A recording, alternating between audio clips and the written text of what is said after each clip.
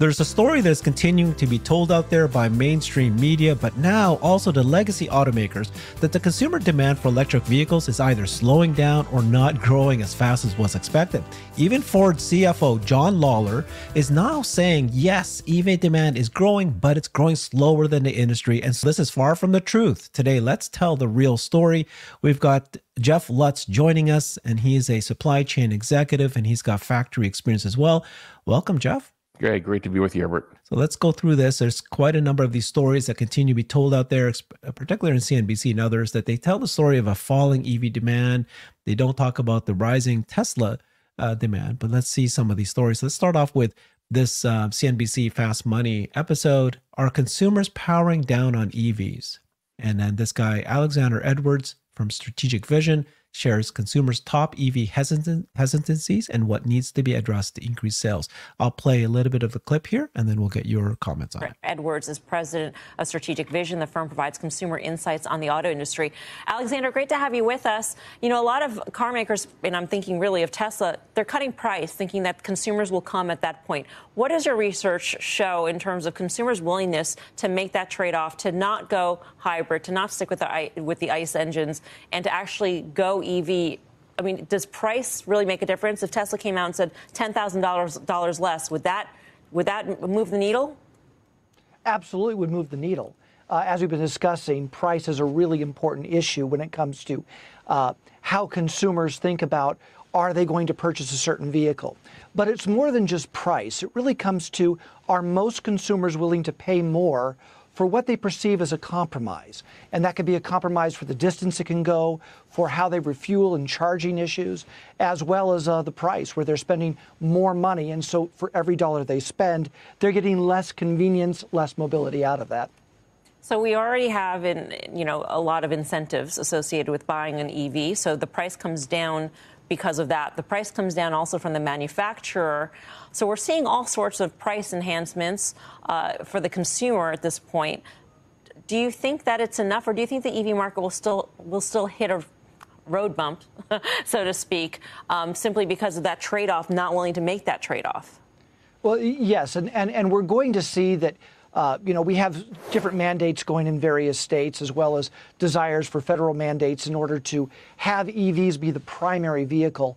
We're not going to be able to hit those because consumers aren't ready to go there. Right now, we've got roughly about 60% of everyone who purchases an EV saying that the government incentive, as well as manufacturer incentives, were an important part in that decision. If we ever get to a place where we take away those incentives, or if we can't get the price even lower, as some folks have said already earlier today, you're going to have a much smaller market to go for. I'll pause it there. What do you think, Jeff? Yeah, this is just a continued scheduled media barrage of a narrative that actually the data belies. So if you look at what they're trying to say the consumer's not ready. Really a lot of qualitative statements about the consumer versus quantitative. And I think we're going to look at some survey data in a minute. And if we study this thing called the EV adoption curve, what we know from history is that there's certain quarters where it grows slower than other quarters, and certain quarters it grows faster than other quarters. And at some point, we're going to reach this law of larger numbers where the growth rate will slow, but it will continue up and to the right. And this is the kind of information that doesn't come out. What comes out is kind of these tactics. And I think a lot of it has to do with, more than $500 million of ad spend funding just to CNBC and NBC Universal alone, just from big auto. We're not even talking about the Chevrons, the BPs, the Royal Dutch Shell, and all the oil companies. So you have these incentives for the networks. In Tesla, zero. I mean, Tesla gives zero advertising dollars. And so you have these incentives for these networks to really prop up what's funding them and where the money's flowing in. There's mouths to feed at these networks. And that's what we're seeing here. And we're going to go through some data in a minute that really speaks to what the facts are in terms of the consumer and what's going on with the adoption rate. Yeah. So that's, you basically replied wrong, right? So in 2024, the US SAR is going to grow less than 5%. This is all cars, ICE cars, but EVs is going to grow 30%. And in 2023, it already grew 35%. Right. So, I mean, so what's happening here is the USR, think about this as like all auto sales, into dealers and to direct to consumers, ICE, EV, hybrid, what have you. The point is that growth rate is slowing down. And so everything that feeds that infrastructure, whether it's oil, whether it's the suppliers, whether it's any kind of anything related to ICE manufacturing, the auto companies themselves, the dealerships, all of these companies that have all this money to spend on marketing are starting to put their hands up and saying, hey, look, our business is going down year on year, but we're feeding you these ad dollars, CNBC, NBC, ABC, what have you. But our business is going down year on year. If our business continues to go down year on year, the percent of our revenue that we spend on ads will be invariably less. And is this a conspiracy theory? No, this is how the economic cycle works. And meanwhile, every year, any money that's tied to EV, that pie is continuing to grow. And that's the trend. It's unmistakable. And what I was trying to point out here with the US, it's just basically the total auto sales rate is growing at a much, much smaller percentage than than the EV adoption rate. The EV adoption rate is continuing to grow at a very, very healthy pace, greater than 35%. Exactly. So I'm glad that you point that out. It's easy to fall into the trap of listening to the narrative, but actually, let's take a look at the numbers. Here's another one that you pointed out that 9% of cars sold is an electric vehicle. This means a lot more people want electric vehicles for their next vehicle purchase. Yet the whole sentiment from these segments are that people don't want EVs. This is a chart that they did show on the CNBC episode there. And this is a survey of respondents. And he was saying people just, were not ready to buy EV. But tell me what I'm looking at here. So you've got, anytime you do surveys, and I was a former chief quality officer, we would do surveys all the time of consumers, try to understand the sentiment of our products. This is over, 7 years. This is basically the same data we're looking at. It's, plus or minus, 4 to 5% off of a mean. They could have shown this data, much, but this is basically half the people that they survey are interested in buying an EV. Exactly. So the way they position this title is like, right. EV sentiment low on power. If 9% of the people, if 9 out of 100 today are going to, make their purchase decision, that's what happened in 2023. 9 out of 100 bought an EV. But this survey says that 49%, if basically look at 2023, the inverse of 51%, 49% are interested in buying an EV.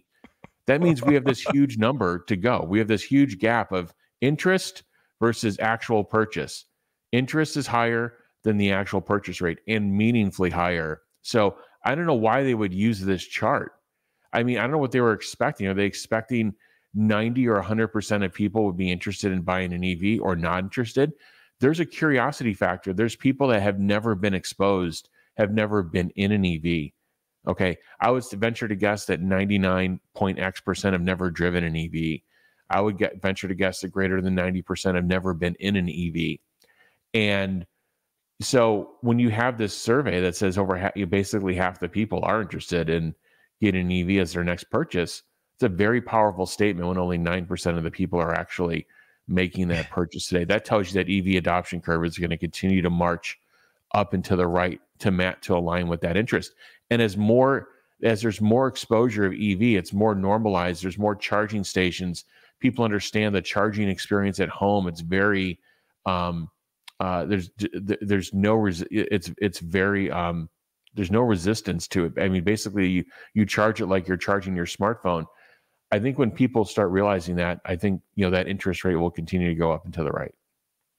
And even faster and faster when people realize it's inevitable that every car will be sold will be electric vehicle at some point. You don't want to be stuck with an old technology. But yeah, good point. 49% of people want an EV. That's the storyline. Here's another stat that you pointed out separately. There was another article talking about the CFO, Ford, John Lawler, and he came out and said that EVs are growing slower than the industry. And then you said, so 2022 versus 2023, the total U.S. auto sales grew by 11.5%. EV sales grew by 37%. So why would he say that EVs are growing slower than the industry? And this is what he said. The narrative has taken over that EVs aren't growing. This is Ford CFO said in October. They're growing. So, okay, he's admitting that EVs are growing. It's just growing at a slower pace than the industry. And quite frankly, than what we expected. And that's because they recorded a $1.3 billion loss in their EV division. And so they're slowing down. Well, he said very clearly, he goes, and quite frankly, we expected this. So what I find interesting, I mean, that tone is very important. And I believe, fully that companies like this, their ad spend, their messaging, their PR teams are pointed directly at media, Wall Street Journal, print media, New York Times, TV media, so forth, and they're giving them their talking points. And there's ad dollars again that go along with those talking points. And I'm sure there's producer discretion, there's editorial discretion, and I'm sure there's push-pull and what have you. And maybe 5 to 10% of the time you'll watch or read some of this media and you will see nuggets of truth. But in general, they have worked. You can tell by that Ford statement. He's a C-level exec. He's a named executive of the company. And that data is very easily researchable to say when he makes that statement that EVs are growing less than the industry is growing. That's a very easy statement to go research and to prove that it's false. So this just tells you that they have no qualms about trafficking in misinformation to paint a narrative. The real issue is every EV that they have designed where they have a bill of material released to factories and released to suppliers produces $31,000 to $35,000 of loss for them for every vehicle they ship. So they're not in a position to actually accelerate EV adoption, and therefore they want to paint a picture that EV adoption is not accelerating. So until they're in a position to do that, which I believe is years out, I don't even believe it's this next vehicle. Remember, they said that they're producing a new version of the F-150 electric, and we've been given dates somewhere in 2026, maybe 27. I mean, we can go look and see what the latest dates are. I mean, maybe that you don't go from losing $30-some thousand per vehicle to making, to breaking even or to making, 5,000-10,000. That doesn't usually happen in one jump. And I don't believe that they actually have the recipe yet, because the recipe is broader than just what's in that bill of material and what they release to suppliers and what they build in the factory. It's broader. It's supply chain leverage. It's broader than that. And it's in partner leverage. And quite frankly, by them stepping back and cutting F-150 capacity in half, remember, they were at 3,200 a week. They're cutting that back to 1,600 a week. By the way, they're putting Cybertruck in a position to pass them in the first year of Cybertruck production. And by them doing that, what are they telling their suppliers? Well, they're messaging to their suppliers, take your capacity, take your labor offline. Don't believe the numbers we gave you a few months ago. Here's the new set of numbers. And, we'll come back and check with you when we've got a new product. Guess what happens when that new product comes? You think the suppliers are going to believe the demand signal from Ford? I mean, what's happened with the last couple of launches? Huge capacity numbers released to suppliers, and then they didn't realize the actual demand and were able to produce and ship those parts out, or the same thing for their factories. So kind of a long-winded response, but basically this CFO statement it's surprising that they would traffic in that information, but the reason they are is they don't have a solution for this segment. So therefore they have to basically demonize the segment. Okay. And then the next two articles we're going to share is this crazy twisting facts and positioning statements.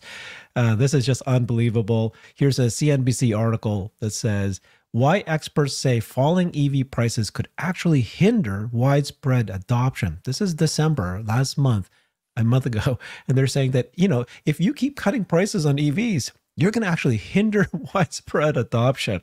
Okay, and they're saying the reason is that cheaper prices might bode well for buyers, but they raise concerns that low resale values could hurt EV adoption among mainstream consumers. Again, this is weird. I mean, you're competing not only in the new sales, you're competing with all the old cars out there being flipped over. So this is weird. And then Omar from Homar's catalog put these two articles together, the one we just talked about. And then at the same time, there's an article about Ford. Look at this. Ford just lost billions of dollars on EVs. Here's why that's good news. Okay, how could that possibly be good news? And then they just kind of try to just say things like, oh, because they're good, big losses. Now that they don't have those big losses, it can set them up moving forward again. These are positive development. Of course, for Ford investors, that's a good news for them temporarily. Devil's in the details. I'm not going to read through those because it's just ridiculous. But yeah, you want to address those two articles first? Yeah, it just shows you what ad dollar spend can get you. Yeah. It gets you both this, the spread of information and the propping up of your poor performance. So, I mean, that's absurdity. I don't know what else to say about that. Yeah, they're just really crazy. Okay, so let's kind of summarize what's actually happening in the US. So you pointed out that in the US, EV adoption is 9%. If you look down here, this is Cox Automotive. This is their numbers. In 2016, there was a US auto sales, all auto sales, including EVs and ICE cars, 17.5 million. But in 2022, it fell to 13.9. But then it jumped to 15.5, but it's still lower. And this is where they're getting confused with what's going on with actual auto sales. Yeah, I mean, basically the takeaway here is we ended the year shipping 1.4 million EVs out of 15.5 million total cars shipped. So that's where and I say this in a further tweet, but that's where you get the EV adoption rate. It's like 9.03% to be exact. So EV adoption grew much greater. We basically only shipped 1.6 million more cars, but EV adoption grew at a rate of 5+%. And you can see that auto sales basically are only up about a 10 or 11%. And next year, last week GM released their view of AutoSAR at 16 million units for 2024. So that's a good sign. If the big automakers, if they started showing a little bit of bearishness, that wouldn't have been good for Tesla. It would have been okay for Tesla because, quite frankly, they're going to outstrip their growth. Because remember, they're shipping more ICE vehicles, mostly ICE vehicles. So for Tesla, it would have been actually fine, but not good. But the fact that they're saying, all right, we're going to inch up from 15.5 to 16 million units is what they're currently calling 2024. That's a good sign for Tesla. If EV adoption goes from, remember last year EV adoption was 6.5%. 2022, I should say, was 6.5%, grew to 9%. Well, if it grows to 12%, now you're getting closer to 2 million EVs. That's another 600,000 EVs just in North America alone. Tesla ended the year at 55% market share in the US. So if you just do the math on 600,000 more EVs, that could be 500,000 or 600,000 more EVs. That could be 250,000, 300,000 cars alone just for Tesla in North America. And remember, Tesla's been adding capacity. The other automakers have been pulling back. So you're not going to get more F-150s out of Ford. You're not going to get more vehicles out, because the more vehicles they ship, the more money they lose. They actually accelerate losses given the unit economics of their vehicles. This is what maybe I should explain this for 30 seconds. Some people think that as you grow volumes, that you're just magically going to get better gross margins and better economies of scale? And the answer is that's based on the single unit economics of your vehicle. Did you actually design something that could be profitable at scale? And the answer here is they didn't. They missed a bunch of things from a complexity perspective. Their cost structure is too high. So they're in a position where they're kind of bounded because they're not going to ship 500,000 F-150 electrics in a year. You know, they had capacity installed for about, it sounds like 150K a year. They're not going to go from 150 to 500. What they've decided to do is to go from 150 to 70 or less. And they probably won't ship that because they've got hundreds of days of inventory. So what that means is they're kind of in this no man's land where they can't ship a bunch more and get economies of scale. So they actually have to take their numbers down. And this is what suppliers hate. So they're going to lose less money in their EV division than if they would have gone to their full capacity. But in the end, you know, they're missing out. Their suppliers are missing out. And quite frankly, as many, you know, Cybertrucks as Tesla can ship, as many Model Ys as they can ship, they're going to eat into what Ford is not willing to ship by taking their capacity down. Right. And then this news just came out this morning, actual data that shows that in Tesla's US market share, it's now at 4.2% in 2023. It rose from 3.8% in 2022. Tesla's taken market share, continue to grow. And like you're saying, it's going to probably increase 2024. It's just funny, 4.2%. Great number. Yeah, this is the data that showed that. It's very complicated. I won't get there, but you know, Tesla is, you know, doing very, very well. Yes, they are. They are. Okay, thank you so much, Jeff. That was fantastic. We went through a bunch of numbers, but there was just so much narrative out there that's completely false. And some of them are pretty obviously false, and others, they really just looked at it differently. And I like the way that you know, hey, you don't look at it from this number, look at it from the opposite number, and it's fantastic. Thank you for that. Follow Jeff on X at the Jeff Lutz. Thanks, everybody. I've created a website that is the most comprehensive resource for the Tesla investor. Please check it out. Simply go to my website at herbertong.com.